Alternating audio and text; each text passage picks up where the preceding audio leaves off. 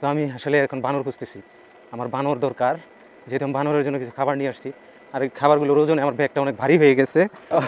ভাই আমাকে জিজ্ঞেস করতেছে আমি ব্লগ করি কিনা। ভাই আমার সাথে কথা।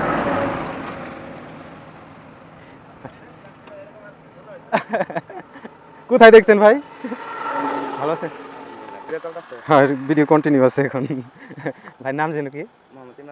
আচ্ছা, আমি এখন গভীর অরণ্যের মাঝখানে ঢুকে পড়েছি। এটা হচ্ছে মধুপুরের শালবন এবং একা একা সাইক্লিং করছি। রাস্তার দুধারে ঘন জঙ্গল, আর দেখতেই পাচ্ছেন কি সুন্দর সৌন্দর্য, একেবারে মন মাতানো।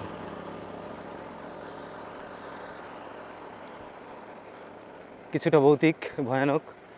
তো যেহেতু দিনের বেলা, তাই সাহস হারাচ্ছি না। রাত্রিবেলা হলে একটু কঠিন হতো এবং ভয় পেতাম। দুই দিকে গভীর জঙ্গল এবং অনেক সরু রাস্তা জঙ্গলের ভিতর দিয়ে। আমি ওদিকে যাচ্ছি না। হ্যাঁ, আমি আপাতত রাস্তার দুই ধারের যে দৃশ্য সেগুলোই আপনাদেরকে দেখাচ্ছি। এটা হচ্ছে আমাদের মধুপুরের, অর্থাৎ টাঙ্গাইল এবং ময়মনসিংহের ফুসফুস। এই বনকে আমি বলি যে এটা হচ্ছে টাঙ্গাইল এবং ময়মনসিংহের ফুসফুস। কেন ফুসফুস? কারণ এখান থেকে ব্যাপক পরিমাণ অক্সিজেন রিলিজ হয়, হ্যাঁ, যেমনটা অ্যামাজন জঙ্গলে হয়। পৃথিবীর বৃহত্তম যে ফরেস্ট অ্যামাজন জঙ্গল, তো সেই। জি ভাই, এমডি সুজন ভাই, এমডি সুজন। ভাই আমাকে জিজ্ঞেস করতেছে আমি ব্লগ করি কিনা। ভাই আমার সাথে কথা।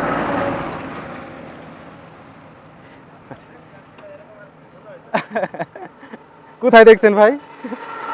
ভালো আছে? আমার বাসা হচ্ছে ডুবাল, গোপালপুর।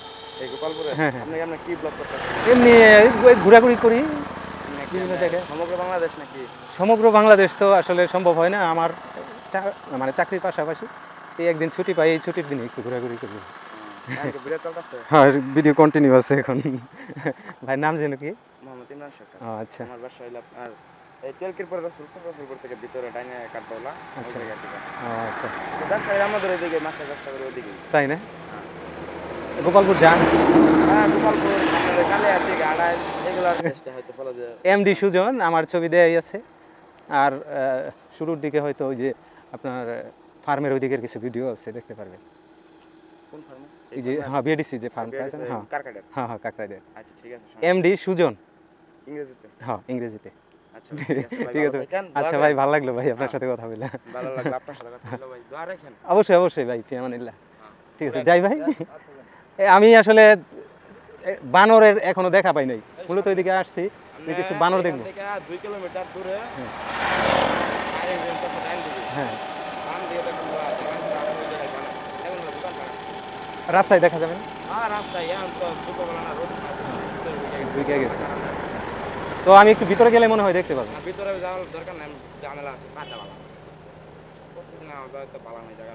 আচ্ছা, ওই যে সামনে টেলকি বাজার পড়বো, টেলকি বাজারের পরে হাতের বাম্বুরা টাওয়ার দেখবেন। আচ্ছা, ব্রিজ দেখবেন, ব্রিজের আগে অনেক বানর আছে, দেখলে গেলে ওখানে গেটও আছে নাকি? হ্যাঁ, গেট আছে, মানুষের সমাগম আছে? হ্যাঁ আচ্ছা, মোটামুটি বিকেলবেলা মানুষ হয়। আচ্ছা, আমার যেহেতু ওই যে সারাদিন ঘুরে বাড়ি ফিরতে হয়, এই জন্য দিনের বেলায় আসা লাগে। ঠিক আছে ভাই, আসি। আসসালামু আলাইকুম। জি অবশ্যই, ফিয়ামানিল্লাহ। তো আমি আসলে এখন বানর খুঁজতেছি, আমার বানর দরকার, যেহেতু আমি বানরের জন্য কিছু খাবার নিয়ে আসছি। আর এই খাবারগুলোর ওজনে আমার ব্যাগটা অনেক ভারী হয়ে গেছে। তো আমি ওদের খাওয়ালে আমার ব্যাগটাও কিছুটা হালকা হবে, আর আমার বানরদেরকে খাওয়ানো হবে। রোদের কারণে হয়তো বা বানরগুলো বনের ভিতরে ঢুকে পড়েছে। তো যাই হোক, দেখি সামনে কি অবস্থা, যেতে থাকি। ও, রাস্তায় ঘুরলে কত মানুষের সাথে দেখা হয়, ডাক দিয়ে থামায়, জিজ্ঞেস করে যে ভাই ব্লগ করেন কিনা। তো মানুষের সাথে এটাই ভালোবাসা, এটাই প্রাপ্তি। হ্যাঁ, তো যাই হোক, এর সুবাদে মানুষের সাথে কানেক্টিভিটি হয়, একটা কানেক্টিভিটি তৈরি হয়, মানুষের সাথে একটা সম্পর্ক তৈরি হয়, এটা আমার খুবই ভালো লাগে। তো এটাই, তো সামনে যাই, দেখি কোনো বানর দেখলে আমি থেমে যাব। তো আপাতত আমি ভিডিওটা কাট করছি, সামনে দেখি। কোনো বানর পেলে থামবো এবং ভিডিও রেকর্ড করবো। দেখতে থাকুন প্রিয় বন্ধুগণ।